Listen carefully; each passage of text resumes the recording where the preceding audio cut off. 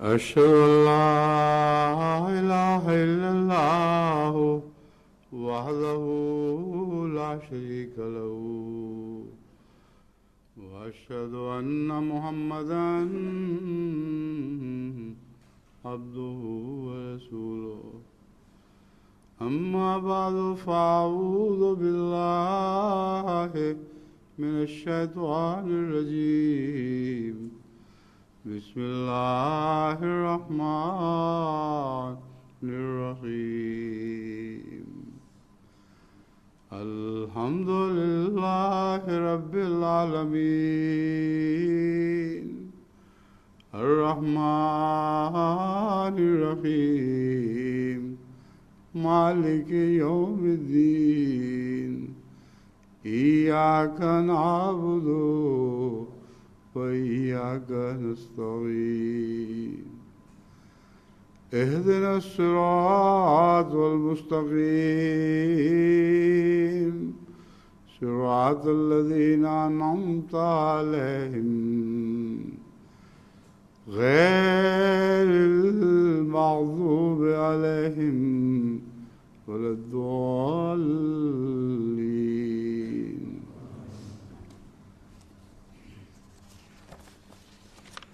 هو الذي هو الحي لا إله إلا هو فادعوه مخلصين له الدين الحمد لله رب العالمین.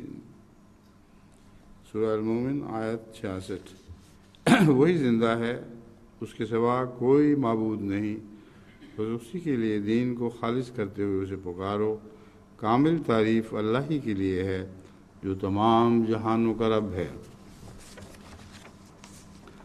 حضرت اقدس مسیح موعود علیہ السلام کی قبولیت دعا کے جو واقعات پیش کیے جا رہے ہیں، یہ اسی کا اس خطبے میں اسی مضمون کو آگے بڑھایا جا رہا ہے.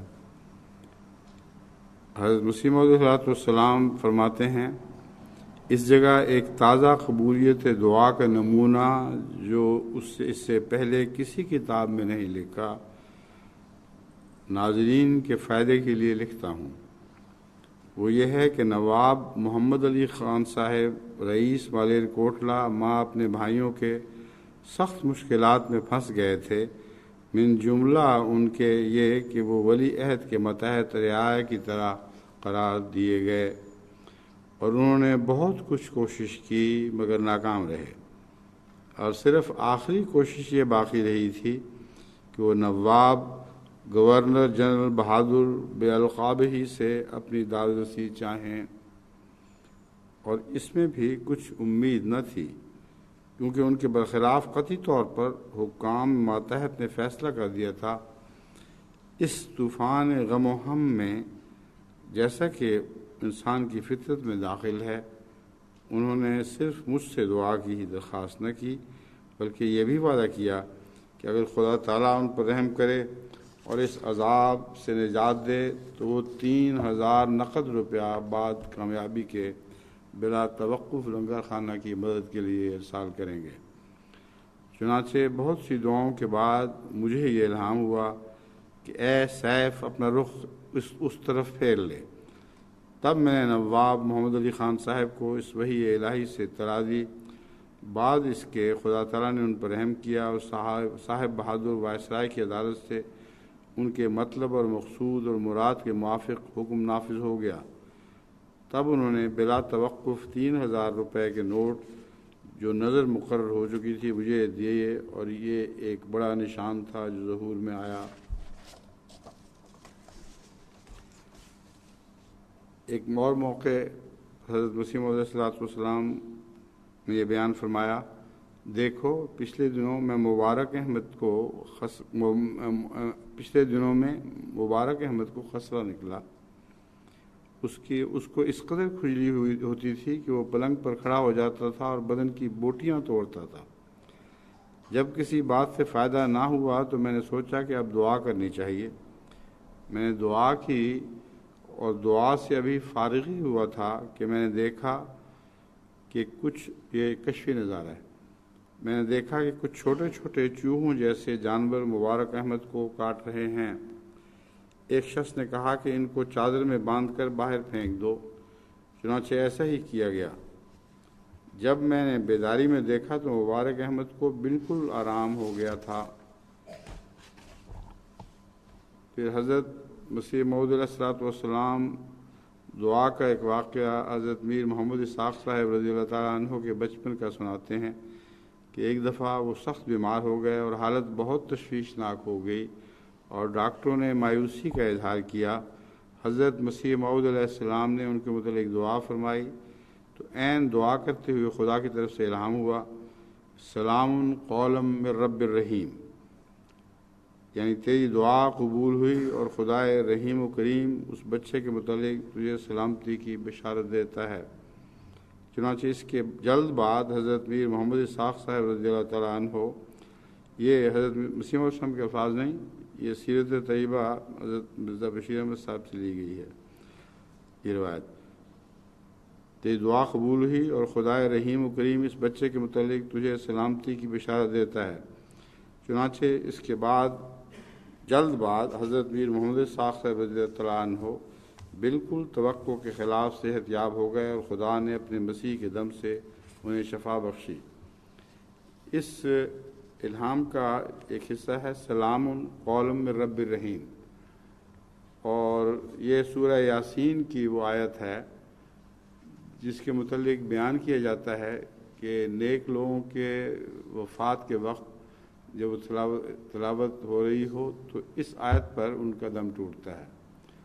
چنانچہ اس بات کا میں بھی گواہ ہوں، حضرت میر صاحب کی شدید علالت کے وقت سب اکٹھے ہوئے تھے اور آپ نزع کی حالت میں تھے،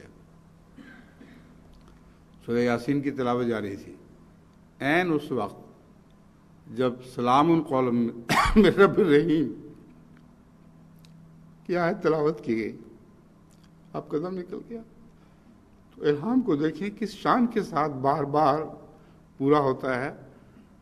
کہاں وہ وقت ان کی بیماری کے بچپن کا، کہیں کہاں وفات کا وقت۔ ایک روایت میاں فیاض علی صاحب نے بذریعہ تحریر مجھ سے بیان کیا کہ مسجد کپورتھلا حاجی ولی اللہ غیر احمدی لاولد نے بنائی تھی۔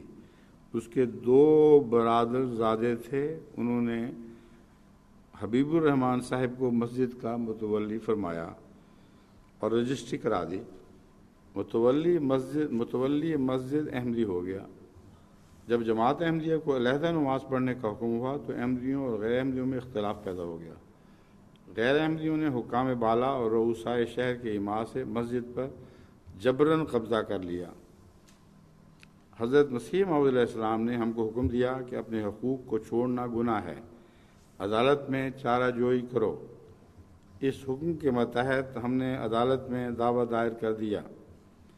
یہ مقدمہ 7 برس تک چلتا رہا۔ ان ایام میں جماعت احمدیہ اپنے گھروں میں نماز پڑھ لیا کرتی تھی۔ خاکسار ہمیشہ حضور کی خدمت میں دعا کے لیے عرض کرتا رہتا تھا۔ ایک دفعہ حضور دہلی سے قادیان واپس آ رہے تھے کہ لدھیانے میں حضور کا لیکچر ہوا۔ لیکچر سننے کے لیے خاکسار اور منشی عبدالرحمن صاحب مرحوم لدھیانہ گئے۔ لیکچر ختم ہونے پر خاکسار نے مسجد کپورتھلا کے واسطے دعا کی درخواست کی۔ حضرت اقدس نے ارشاد فرمایا کہ یہ سلسلہ خدا کی طرف سے ہے تو مسجد تمہارے پاس واپس آ جائے گی۔ اب یہ بھی خاص وقت کی نکلی ہوئی باتیں اولیاء اللہ اور انبیاء کی بہن ہی کس طرح اس شان سے پوری ہوتی ہیں، یہ اس کی تفصیل سنیے۔ یہ سلسلہ خدا کی طرف سے ہے تو مسجد تمہارے پاس واپس آ جائے گی۔ اس وقت چہرہ مبارک پر ایک جلال رونما تھا۔ اس پیشگوئی کو سن کر بہت خوشی ہوئی، جس کا اظہار اخباروں میں بھی ہو گیا۔ میں نے تحریر و تقریر میں ہر ایک مدعا علیہ سے اس پیشگوئی کا اظہار کر دیا اور میں نے تحدی کے ساتھ مدعا علیہ پر حجت تمام کر دی کہ اپنی ہر ممکن کوشش کر لو، اگرچہ حکام بھی غیر احمدی ہیں جن پر تم سب کو بھروسہ ہے، مگر مسجد ضرور ہمارے پاس واپس آئے گی۔ میرے اس اصرار پر ڈاکٹر شفاعت احمد کپورتھلہ نے وعدہ کیا کہ اگر مسجد تمہارے پاس واپس چلی گئی تو میں مسیح موعود علیہ السلام پر ایمان لے آؤں گا۔ میں ایک مرتبہ ضرورتاً لاہور گیا اور جمعہ ادا کرنے احمدیہ مسجد میں چلا گیا۔ خواجہ کمال الدین سے اس پیشگوئی کا ذکر آ گیا۔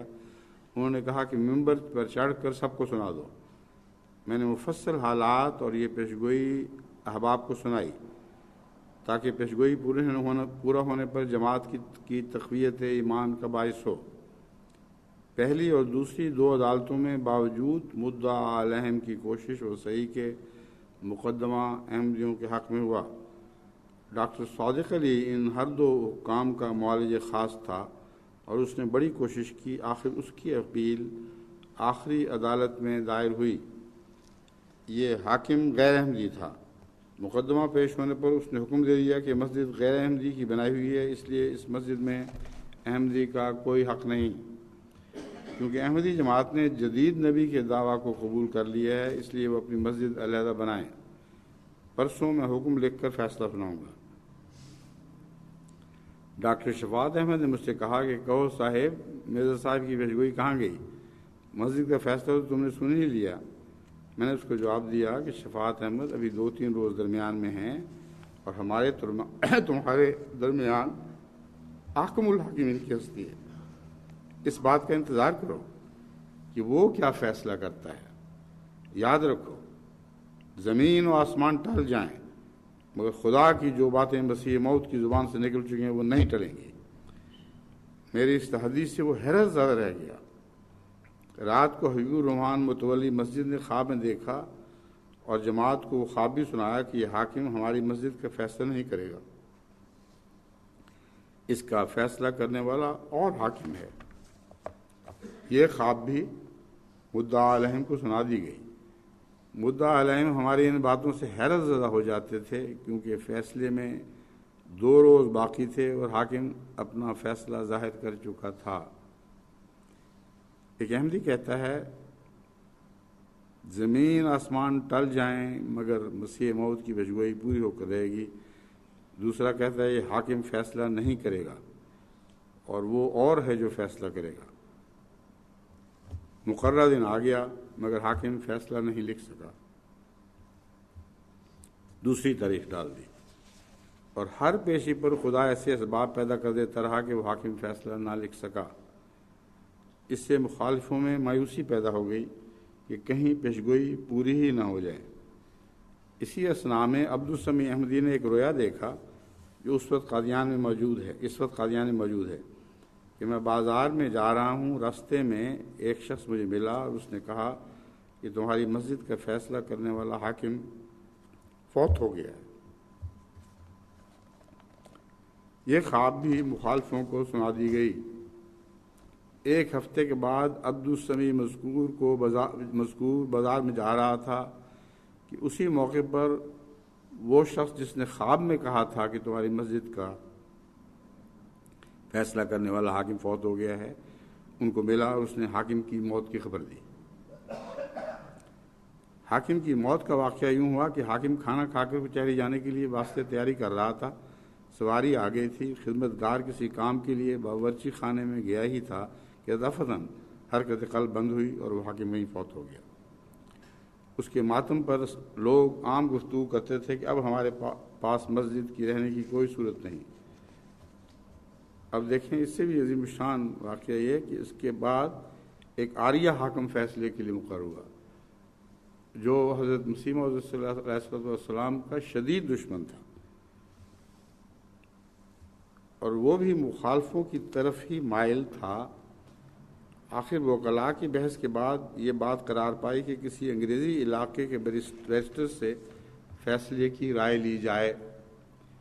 50 روپیہ فریقین سے فیس کے لیے لیے گئے اور اس حاکم نے اپنے قریبی رشتہ دار آریہ بیرسٹر کے پاس مشورے کے واسطے مثل بھیج دی۔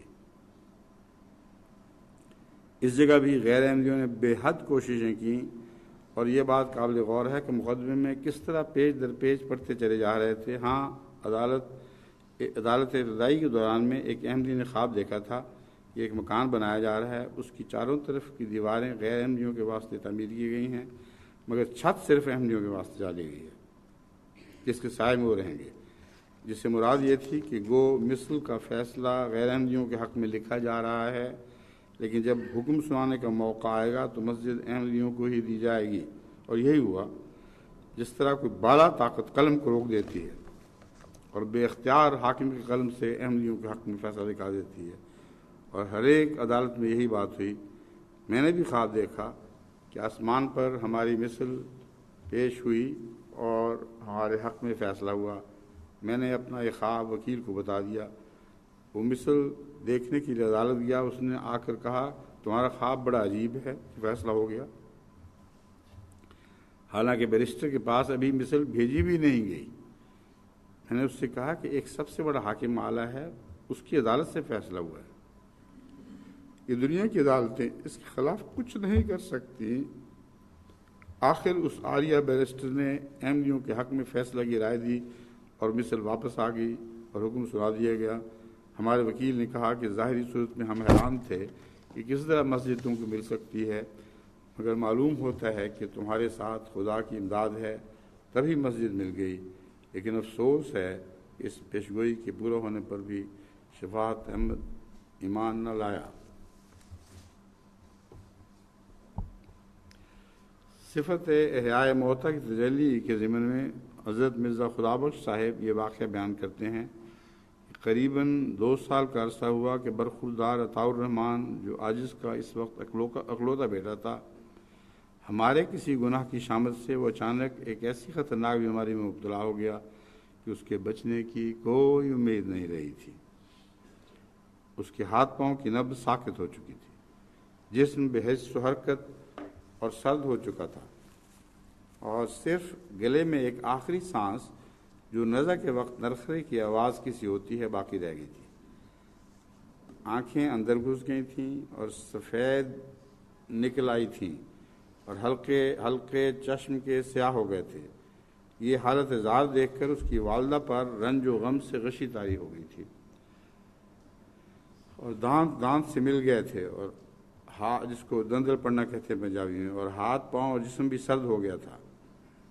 مستورات کو بچے کی موت کا خیال تو جاتا رہا، اس کی ماں کی موت کی فکر ہو گئی۔ حضرت اما جان رضی اللہ تعالی عنہا، جن کو اس عاجز کی اہلیت سے خاص انس و محبت ہے، اس نظارے کو برداشت نہ کر کے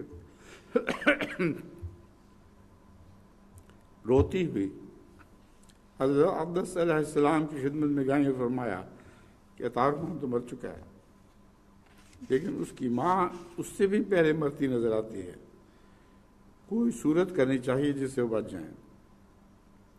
حضرت اقدس کو اس حادثہ جہاں کا سے سخت صدمہ پہنچا۔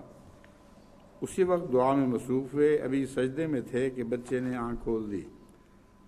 اس پر مستورات کا حوصلہ بڑھا، جھٹ اس کی ماں کے پاؤں ملنے اور رق کے گلاب چھڑکنا شروع کیا، اور دانت کھولنے کی بڑی کوشش کی گئی۔ بڑی دیر کے بعد انہوں نے آنکھ کھولی۔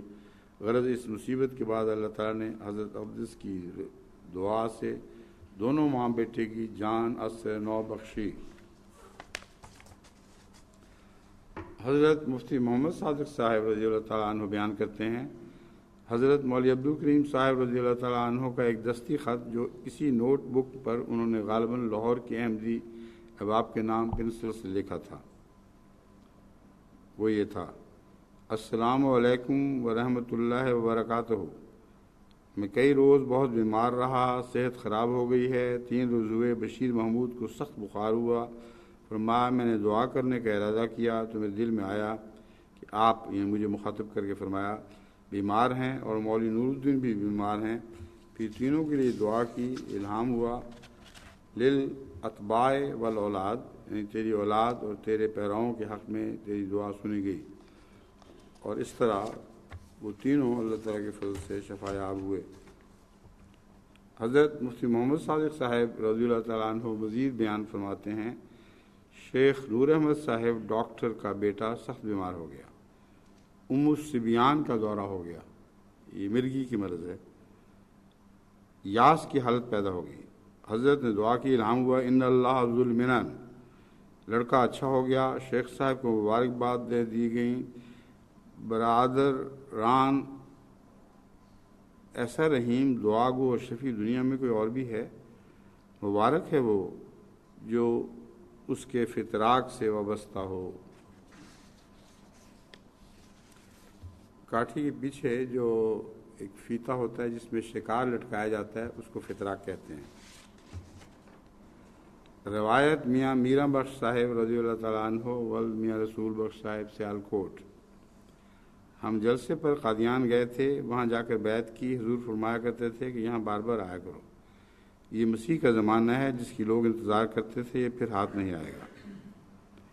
ایک دفعہ میں سخت بیمار ہو گیا، یہاں تک کہ صرف پنجر رہ گیا۔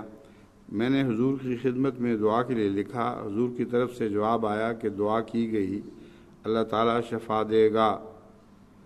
اس کے بعد میں خدا تعالیٰ کے فضل سے اچھا ہو گیا، چنانچہ بڑے بڑے لائق حکیم لا علاج سمجھ چکے تھے، اور یعنی اس مرض کو لا علاج سمجھ چکے تھے اور علاج بند کر دیا تھا۔ ایک روایت حضرت چودھری احمد دین صاحب وکیل گجرات کی ہے۔ میاں غلام محمد صاحب کو ایک عصبی درد اٹھا کرتا تھا جو سر سے ہو کر آنکھ کے پاس سے گزرتا ہوا بعض داڑھوں سے ہو کر ٹھوڑی تک پہنچتا تھا، اور درد کے وقت ان کی حالت یہ ہو جاتی تھی کہ اپنے دونوں ہاتھوں سے وہ سر اور آنکھ اور ٹھوڑی کو بوجہ شدت تکلیف کے دبا کر گردن کو نیچے جھکا لیتے تھے، اور دیکھنے والوں کو ایسا معلوم ہوتا تھا کہ اس کو نہایت ہی سخت تکلیف ہے۔ چنانچہ انہوں نے اپنی اس بیماری کا کئی جگہ سے علاج کرایا، جہاں بھی انہوں نے طبیبوں اور ڈاکٹروں کے پاس علاج کرایا، کہیں سے بھی فاقے کی صورت نہ ہو سکی۔ چنانچہ اس تکلیف میں سال ہا سال گزر گئے۔ انہوں نے اس کے متعلق یہ بھی ذکر کیا کہ اس بیماری کا ڈاکٹروں اور طبیبوں کو کچھ بھی پتہ نہیں لگ سکا کہ یہ کیا بیماری ہے اور اس کا سبب کیا ہے۔ آخر ایک دن میں نے انہیں کہا کہ اگر آپ قادیان چلیں تو وہاں حضرت مولانا حکیم نور الدین صاحب رضی اللہ تعالیٰ عنہ سے بھی علاج کروا کے دیکھیں، شاید فائدہ ہو جائے، اور حضرت اقدس سے بھی دعا کرائیں۔ چنانچہ وہ قادیان میں گئے، میں وہاں موجود تھا۔ وہ کچھ عرصے تک حضرت معیز صاحب سے دوائی لے کر استعمال کرتے رہے، لیکن ان کو کچھ واقع نہ ہوا۔ ایک دن میں نے ایک پنجابی نظم لکھ کر جو میاں غلام محمد صاحب کی طرف سے تھی اور بغرض درخواست دعا تھی، حضرت مسیح موعود علیہ السلام کے حضور اس وقت پیش کی جبکہ حضور سیر سے واپس تشریف لائے، اور سیڑھیوں پر چڑھ کر دروازے سے ساتھ کے چھوٹے سے صحن میں داخل ہوئے جس سے آگے مکان والا دروازہ ہے۔ جب حضرت اقدس نے دروازے کے اندر 2-3 ہی قدم اٹھائے ہوں گے کہ ہم دونوں حضور کے آگے پیش ہو گئے اور وہ رقعہ درخواست دعا والا پیش کر دیا۔ اس کا آخری شعر جو میاں غلام محمد کی طرف سے میں نے لکھا تھا وہ اب تک مجھے یاد ہے، اور میاں غلام محمد صاحب مرحوم بھی زندگی بھر اس شعر کو پڑھا کرتے تھے۔ وہ شعر یہ تھا: نام غلام محمد میرا، میں تیرے وچ غلامہ، بھر کے نظر کرم دی میں ول تکیں پاک امامہ۔ اس شعر کو پڑھ کر حضور نے ان کی طرف مخاطب کر کے فرمایا، آپ کا نام غلام ہے؟ پھر میری طرف توجہ فرما کر فرمایا کہ یہ نظم آپ نے لکھی ہے؟ میں نے عرض کیا حضور میں نے ہی لکھی ہے۔ حضور نے میاں غلام محمد کی طرف اچھی طرح سے بنظر شفقت دیکھا اور فرمایا کہ ہم دعا کریں گے۔ اس کے بعد ہم نیچے اترائے اور غلام محمد کو اسی وقت سے افاقہ ہو گیا اور اس کی تکلیف رفع ہو گئی، اور عرصہ دراز تک اس تکلیف نے عود نہ کیا۔ یہ مسیحی اعجاز بھی حضرت مسیح موعود علیہ السلام کے نشان ہائے برکت و صداقت سے ہے۔ حضرت مولانا جلال الدین صاحب شمس نے اپنے ایک مضمون میں حضرت اقدس مسیح موعود علیہ السلام کے اعجازی شفا کے واقعات بیان کرتے ہوئے ایک واقعہ اس طرح درج فرمایا ہے: آج دمشق میں سید زین العابدین ولی اللہ شاہ صاحب نے مجھ سے بیان کیا کہ میری والدہ صاحبہ سیدہ بیگم کی بیعت کا باعث یہ ہوا کہ والد صاحب نے پہلے پوشیدہ طور پر بیعت کی ہوئی تھی اور کسی کو اپنی بیعت کی خبر نہیں دی۔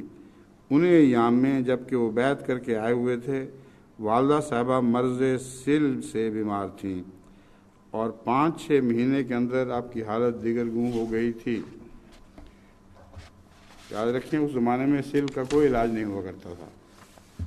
آج کل تو نئی دوائیں ایجاد ہو چکی ہیں، لیکن اس زمانے میں کوئی علاج نہیں تھا۔ آخری رات مایوسی کی وہ تھی جب کہ والد صاحب سیالکوٹ کسی شہادت پر گئے ہوئے تھے اور والدہ صاحبہ بیماری سے اس قدر لاچار ہو گئیں کہ چرپائی سے اٹھنا بھی محال تھا۔ اور مجھے یاد ہے کہ ایک رات جب کہ ہم سمجھتے تھے کہ آج آخری رات ہے، ہم سب بہن بھائی چرپائی کے گرد گرد کھڑے رو رہے تھے۔ جب 11 بجے کے قریب میں سونے کے کمرے میں گیا تو مجھے یقین تھا کہ والدہ صاحبہ کو زندہ نہیں پائیں گے۔ جب صبح ہوئی تو میں حضرت والدہ صاحبہ کے پاس گیا تو آپ کو اطمینان کی حالت میں پایا۔ دیکھ کر ہمیں نہایت ہی تعجب ہوا کہ وہ بخار ہے، نہ کھانسی نہ بلغم۔ آپ نے ہم کو دیکھ کر فرمایا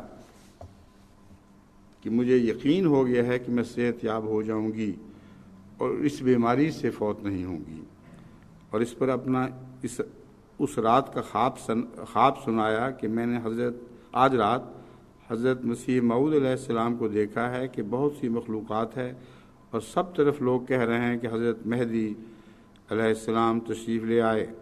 اتنے میں کیا دیکھتی ہوں کہ ایک شخص کثیر التعداد آدمیوں کے ساتھ چلے آ رہے ہیں اور ان کے اوپر 2 شخصوں نے دائیں بائیں سے چتر تانا ہوا ہے۔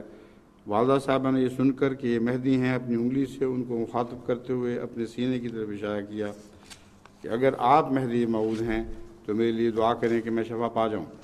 اس پر حضرت مہدی نے ایک آب خورے میں پانی دم کر کے ایک چھوٹے سے بچے کے ہاتھ بھیجا اور کہا کہ یہ پی لو، شفا ہو جائے گی، اور یہ شفا اس بات کی علامت ہوگی کہ جس کا انتظار کیا جاتا ہے وہ آ گیا ہے۔ فرمانے لگیں کہ اس خواب کے بعد جب میری آنکھ کھلی ہے تو تمام بیماری کے آثار میں تخفیف پاتی ہوں، اور اس وقت سے چند ہفتے کے اندر ہی آپ کو مکمل شفا ہو گئی۔ وہ دن جب باہر نکل کر چلی ہیں ہمارے لیے عید کا دن تھا۔ والد صاحب کو جب انہوں نے اپنا خواب سنایا تو والد صاحب نے کہا کہ وہ مہدی فی الحقیقت آ گئے ہیں، اور اسی وقت ایک رقعے میں یہ خواب لکھ کر ایک میرے ماموزاد بھائی کے ہاتھ قادیان کی طرف بھیج دیا۔ چنانچہ حضور علیہ السلام نے دعا کی اور والد صاحب کو لکھ کر بھیجا، میں نے دعا کی ہے انشاءاللہ شفا یاب ہو جائے گی۔ حضرت والدہ صاحبہ نے اس خط میں ہی اپنی بیعت کر لی تھی۔ شفا ہونے کے بعد خواب میں حضرت مسیح موعود علیہ السلام کو دوبارہ دیکھا۔ روایت حضرت مولوی غلام نبی صاحب سابق مدرس مدرسہ احمدیہ، جبکہ قادیان میں طاعون پڑی، میں بھی بموجب حکم اپنی بیمار بیوی کو باہر لے گیا تھا، اور بیوی ایسی بیمار ہوئی کہ اس کی زندگی صرف چھاتی کے سانس سے معلوم ہوتی تھی، باقی کا دھڑ مردہ ہو چکا تھا۔ بازار میں سوم راج، بھگت راج اور اچھر ملے جنہوں نے شیعہ چنتک اخبار نکالا تھا اور پوچھا کہ کہاں جا رہے ہو؟ میں نے کہا میری بیوی طاعون سے بیمار ہے، تو کہنے لگا کہ میں نے کشتی بنائی، یعنی حضرت مسیح السلام کی طرف مذاق سے ذکر کرتے ہوئے کہا اس نے تو لکھا ہے کہ میں نے کشتی بنائی ہے، تم اس میں کیوں نہ بیٹھ گئے؟ میں نے کہا کہ ہم تو کشتی میں ہی بیٹھے ہیں، مگر تم وہ مٹیرے بناؤ جو نوح کے وقت مخالفوں نے بنائے تھے اور ان میں بیٹھنے والے غرق ہو گئے تھے۔ تو جب حضرت حضور سے بیماری کا ذکر کیا تو حضور نے مجھے سیڑھیوں میں ٹھہرنے کا حکم دیا اور فرمایا کہ تم بیماری والے گھر سے آئے ہو۔ میں نے حضور سے بھگت رام وغیرہ کی بات کا ذکر کیا۔ حضور نے فرمایا دیکھو مسیح مردے زندہ کرتا تھا لیکن وہ حقیقی مردے نہ ہوتے تھے، وہ اسی قسم کے تھے جو اس وقت ہماری جماعت میں ہیں، ایک ٹھیکیدار کی بیوی اور دوسرے ماسٹر محمدین جو اس وقت طالب علم تھے اور آج کل 1933 میں ہیڈ ماسٹر ہائی اسکول ہیں۔ جب میں دوا لے کر آیا تو اس وقت بیوی بے ہوش تھی، اس بے ہوشی میں 2 بجے تک رہی، اور حضور نے دوا دیتے وقت فرمایا کہ ہم بھی دعا کرتے ہیں، تم بھی دعا کرو۔ دوائی سفید رنگ کی مسور کے دانوں کے برابر تھی۔ 2 بجے کے رات کو مجھے آواز آئی کہ خطرہ نہ کرو، اور بیوی نے ہوش میں آ کر کہا جی مجھے پانی دو۔ میں نے دوائی بید مشک کے عرق کے ساتھ بیوی کو کھلا دی۔ قریباً 3 بجے ہوں گے جبکہ بیوی نے کہا کہ مجھے اٹھاؤ۔ جب بٹھایا اور میں نے گھر میں ہی نماز پڑھی اور قرآن شریف لے کر نکلا تھا کہ آواز آئی کہ ٹھیکیدار باہر آؤ، سوم راج، اچھر اور ملاومبی کا نواسہ مر گئے ہیں جنہوں نے کہا تھا۔ ان کو جلانے کے لیے لکڑی دو۔ الحمدللہ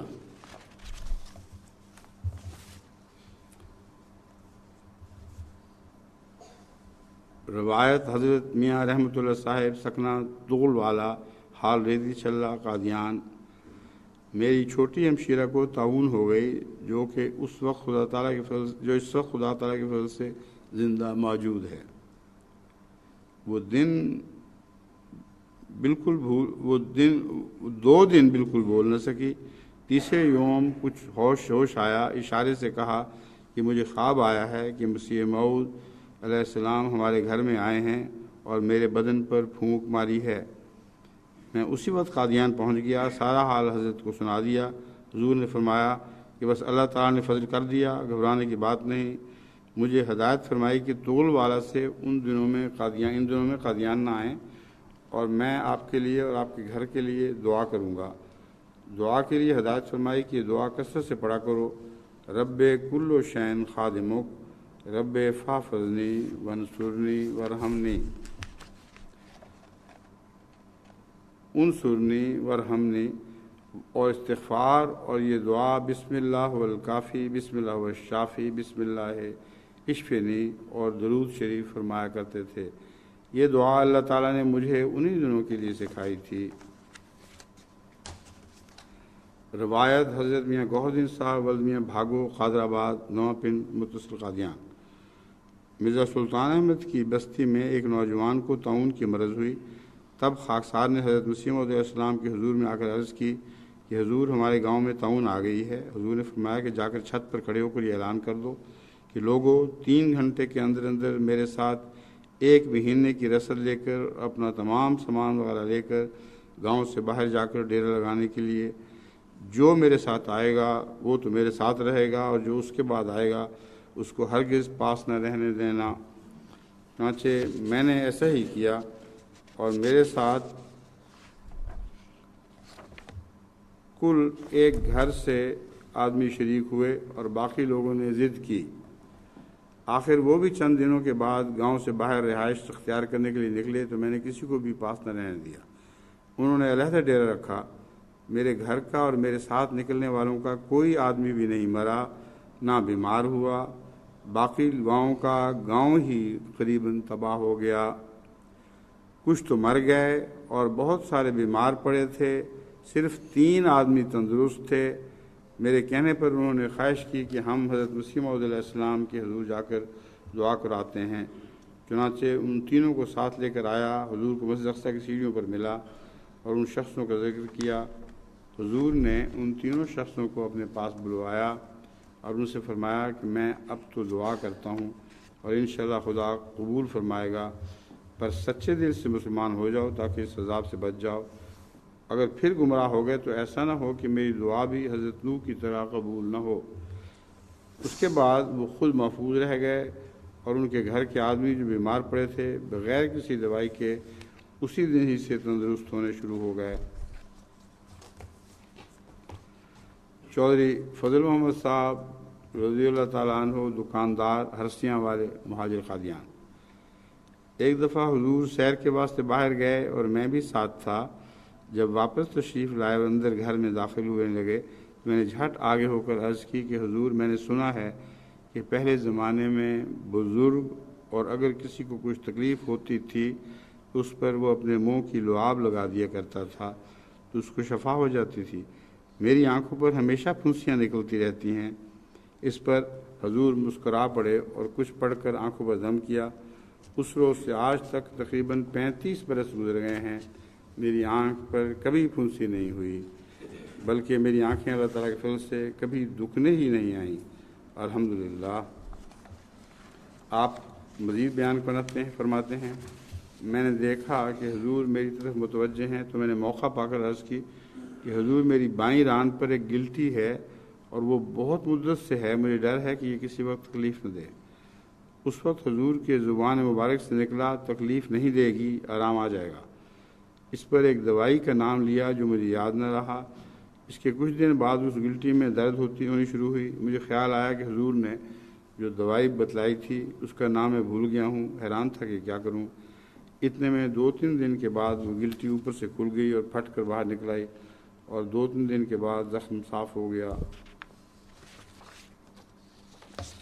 حضرت شیخ محمد حسین صاحب رضی اللہ تعالیٰ عنہ غلام رسول صاحب پرنسپل سب جج اسلامیہ پارک لاہور بیان کرتے ہیں، میری بیعت 1901 یا 1902 کی ہے۔ میں نے حضور کو بیعت سے پہلے بھی دیکھا اور بیعت کے بعد آپ کی زیارت کرتا رہا، آپ کے جنازے پر بھی موجود تھا۔ حالات درج ذیل ہیں۔ ایک دفعہ حضور اقدس غالباً جنوری کا مہینہ تھا، سن یاد نہیں، میاں چراغ الدین صاحب رضی اللہ تعالیٰ عنہ ولد میاں محمد حسین صاحب رضی اللہ مرحوم عیسیٰ کے مکان پر رات کے وقت ٹھہرے ہوئے تھے۔ رات 10 بجے کے قریب کا وقت تھا۔ اس سال بارش نہیں ہوئی تھی۔ حاضرین میں سے کسی نے کہا کہ حضور دعا کریں کہ بارش ہو، کیونکہ بارش کے نہ ہونے کی وجہ سے قحط کے آثار نظر آ رہے ہیں۔ حضرت نے دعا کی، نہ کوئی جواب دیا اور باتیں ہوتی رہیں۔ پھر اسی روز یا کسی اور نے بارش کے لیے دعا کو کہا، مگر پھر بھی حضور نے کوئی توجہ نہ کی۔ کچھ دیر کے بعد پھر تیسری دفعہ کسی نے دعا کے لیے کہا تو حضور نے ہاتھ اٹھائے۔ اس وقت چاند کی روشنی ہو رہی تھی اور آسمان بالکل صاف تھا، بادل کا نام و نشان نہ تھا۔ یوں ہی کہ حضور نے دعا کے لیے ہاتھ اٹھائے، ایک چھوٹی سی بدلی نمودار ہوئی اور بارش کی بوندیں پڑنے لگیں۔ ادھر حضور نے دعا ختم کی، بارش بند ہو گئی۔ بارش صرف چند منٹ ہی ہوئی اور آسمان صاف ہو گیا۔ یہ واقعہ میری موجودگی میں ہوا۔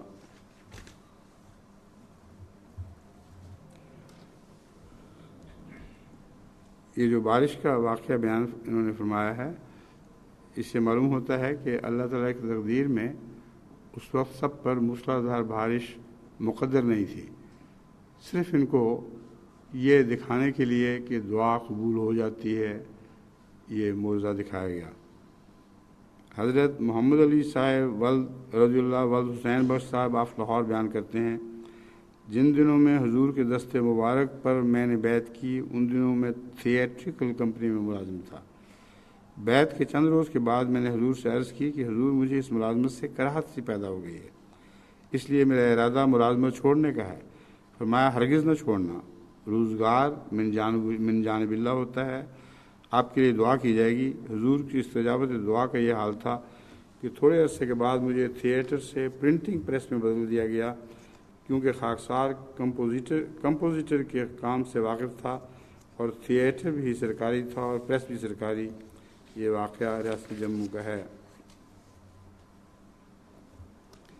حضرت نور محمد صاحب رضی اللہ تعالیٰ عنہ ولد صالح محمد صاحب کھوکھر امیر پور ضلع ملتان۔ ایک دفعہ کا ذکر ہے کہ حاجی محمد کملانہ پر قتل کا مقدمہ بن گیا۔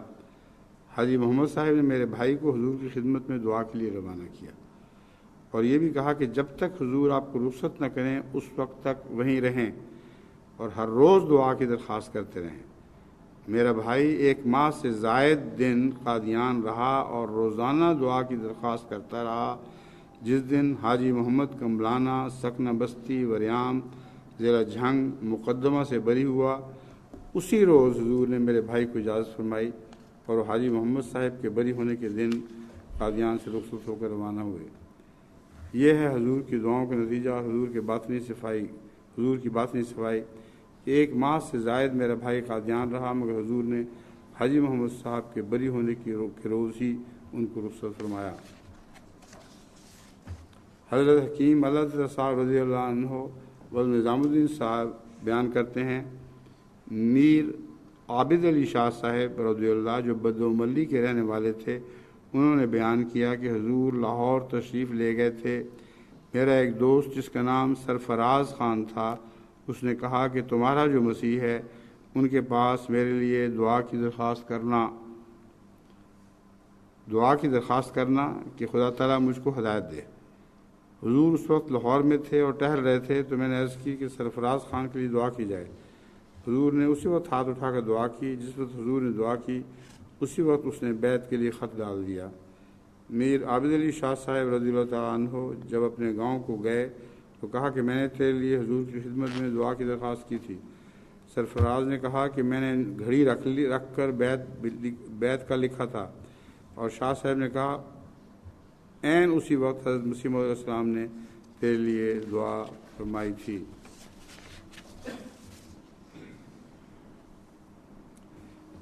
مولوی رحیم بخش صاحب M.A. نے کہا کہ میرے دادا جسے لوگ عام طور پر خلیفہ کہتے تھے، حضرت مسیح موعود علیہ السلام کا سخت مخالف، میرا دادا جسے عام طور پر لوگ خلیفہ کہتے تھے، حضرت مسیح موعود علیہ السلام کا سخت مخالف تھا اور آپ کے حق میں بہت بدزبانی کیا کرتا تھا اور والد صاحب کو بہت تنگ کیا کرتا تھا۔ والد صاحب نے اس سے تنگ آ کر حضرت مسیح موعود علیہ السلام کے لیے دعا کا خط لکھا۔ حضرت مسیح موعود علیہ السلام کا جواب گیا کہ ہم نے دعا کی ہے۔ والد صاحب نے یہ خط تمام محلے والوں کو دکھا دیا اور کہا کہ حضرت صاحب نے دعا کی ہے، اب دیکھ لینا خلیفہ گالیاں نہیں دے گا۔ دوسرے تیسرے دن جمعہ تھا۔ ہمارا دادا حسب دستور غیر احمدیوں کے ساتھ جمعہ پڑھنے گیا، مگر وہاں سے واپس آ کر غیر معمولی طور پر حضرت مسیح موعود علیہ السلام کے تعلق میں خاموش رہا، حالانکہ اس کی عادت تھی کہ جمعہ کی نماز پڑھ کر گھر آنے کے بعد خصوصاً بہت گالیاں دیا کرتا تھا۔ لوگوں نے اس سے پوچھا کہ تم آج مرزا صاحب کے متعلق خاموش کیوں ہو؟ اس نے کہا کسی کے متعلق بدزبانی کرنے سے کیا حاصل ہے، اور مولوی نے بھی آج جمعے میں واعظ کیا ہے کہ کوئی شخص اپنی جگہ کیسا ہی برا ہو، ہمیں بدزبانی نہیں کرنی چاہیے۔ لوگوں نے کہا کہ اچھا یہ بات ہے، ہمیشہ تو تم گالیاں دیتے تھے اور آج تمہارا یہ خیال ہو گیا ہے، بلکہ اصل بات یہ ہے کہ بابو، میرے والد کو لوگ بابو کہتے تھے، کل ہی ایک خط دکھا رہا تھا کہ قادیان سے آیا ہے اور کہتا تھا کہ اب خلیفہ گالی نہیں دے گا۔ مولوی رحیم بخش صاحب کہتے تھے کہ اس کے بعد باوجود کئی دفعہ مخالفوں کے بھڑکانے کے، میرے دادا نے کبھی حضرت مسیح موعود علیہ السلام کے متعلق بدزبانی نہیں کی اور کبھی میرے والد صاحب کو احمدیت کی وجہ سے تنگ نہیں کیا۔ ایک اور واقعہ، ایک دفعہ حضرت مسیح موعود علیہ السلام چہل قدمی سے واپس آ کر اپنے مکان میں داخل ہو رہے تھے۔ کسی سائل نے دور سے سوال کیا، مگر اس وقت ملنے والوں کی آوازوں میں اس سائل کی آواز گم ہو کر رہ گئی اور حضرت مسیح موعود علیہ السلام اندر چلے گئے۔ مگر تھوڑی دیر کے بعد جب لوگوں کی آوازوں سے دور ہو جانے کی وجہ سے حضرت مسیح موعود علیہ السلام کے کانوں میں اس سائل کی دکھ بھری آواز کی گونج اٹھی، تو آپ نے باہر آ کر پوچھا کہ ایک سائل نے سوال کیا تھا، وہ کہاں ہے؟ لوگوں نے عرض کیا کہ حضرت وہ تو اسی وقت یہاں سے چلا گیا تھا۔ اس کے بعد آپ اندرون خانہ تشریف لے گئے، مگر دل بے چین تھا۔ تھوڑی دیر کے بعد دروازہ پر اسی سائل کی پھر آواز آئی اور آپ لپک کر باہر آئے اور اس کے ہاتھ پر کچھ رقم رکھ دی اور ساتھ ہی فرمایا کہ میری طبیعت اس سائل کی وجہ سے بے چین تھی اور میں نے دعا بھی کی تھی، خدا اسے واپس لائے۔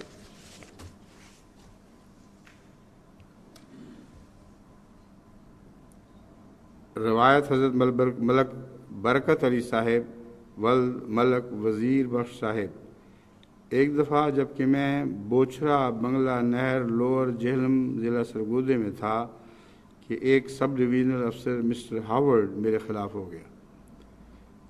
میں نے حضرت اقدس کی خدمت میں دعا کے لیے درخواست کی۔ حضور کی طرف سے ایک کارڈ پر جواب آیا کہ دعا کی ہے، اللہ تعالیٰ رحم کرے گا۔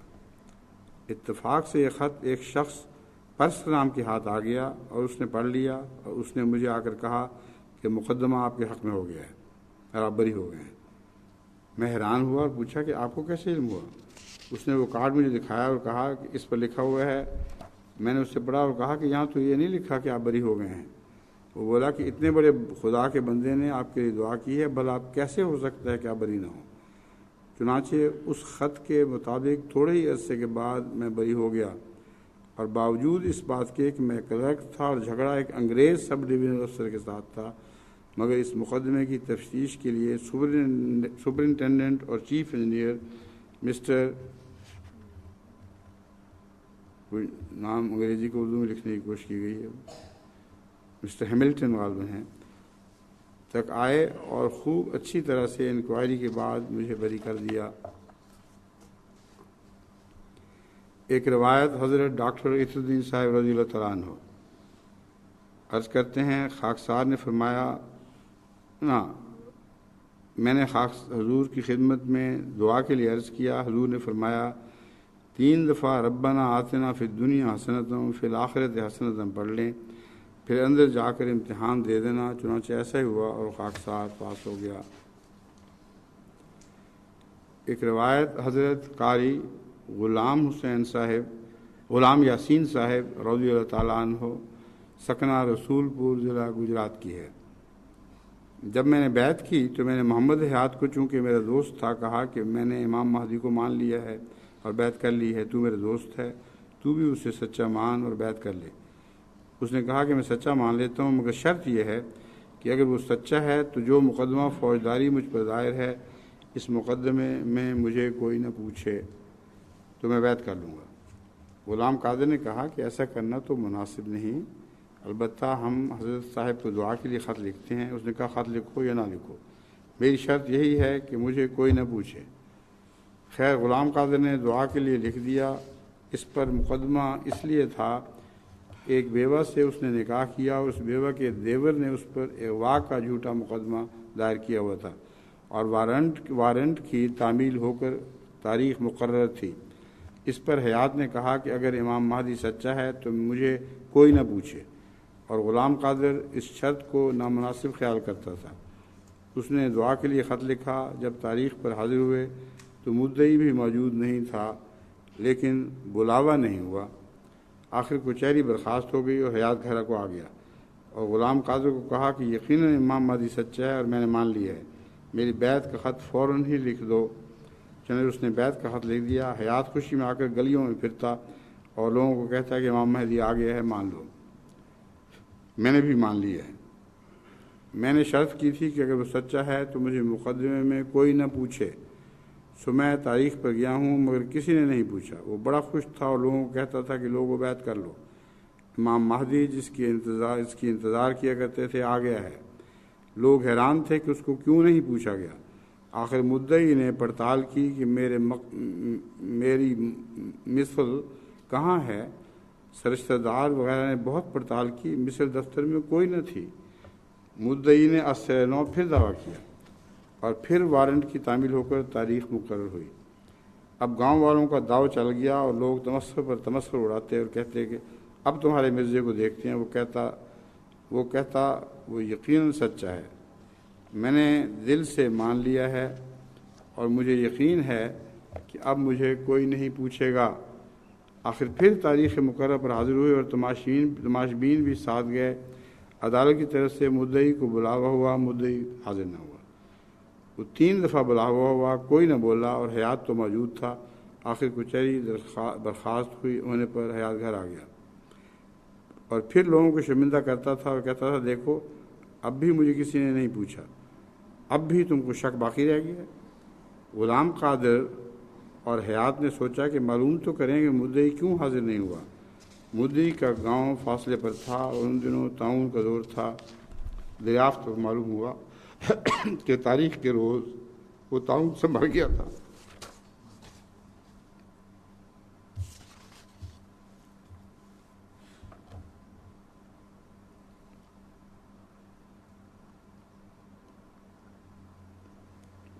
اللہ تعالیٰ اس زمانے کے شریر مولیوں کو عقل دے۔ اتنے عظیم شان واقعات ہیں حضرت مسیح موعود علیہ السلام کے، یہ پے بپے اتنے قبولیت دعا کے نمونے ملتے ہیں کہ عقل دنگ رہ جاتی ہے۔ آخر پر حضرت مسیح موعود علیہ السلام کی دعا کے متعلق یہ تحریر پیش کرتا ہوں۔ دعا کرنے والوں کو خدا معجزہ دکھائے گا اور مانگنے والوں کو ایک خارق عادت نعمت دی جائے گی۔ دعا خدا سے آتی ہے اور خدا کی طرف ہی جاتی ہے۔ دعا سے خدا ایسا نزدیک ہو جاتا ہے جیسے کہ تمہاری جان تم سے نزدیک ہے۔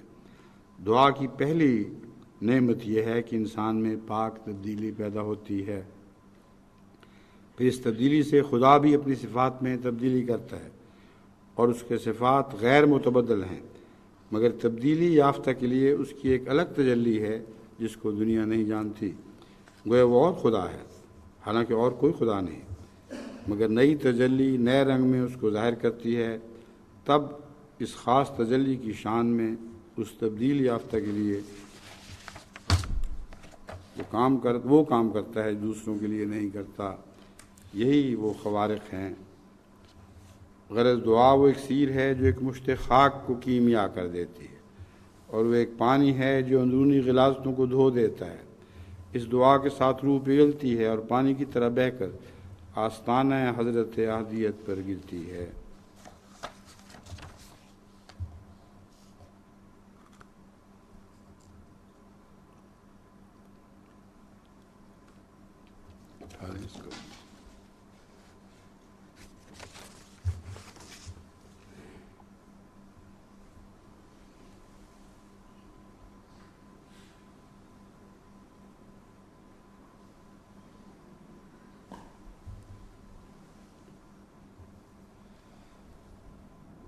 الحمد لله نحمده ونستعينه ونستغفره ونؤمن به ونتوكل عليه ونعوذ بالله من شرور أنفسنا ومن سيئات أعمالنا.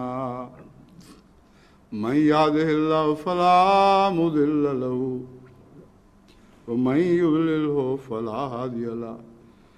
ونشهد أن لا إله إلا الله وحده لا شريك له ونشهد أن محمدا عبده ورسوله. عباد الله رحمكم الله إن الله يأمر بالعدل والإحسان وإيتاء ذي القربى وينهى عن الفحشاء والمنكر والبغي يعظكم لعلكم تذكرون. اذكروا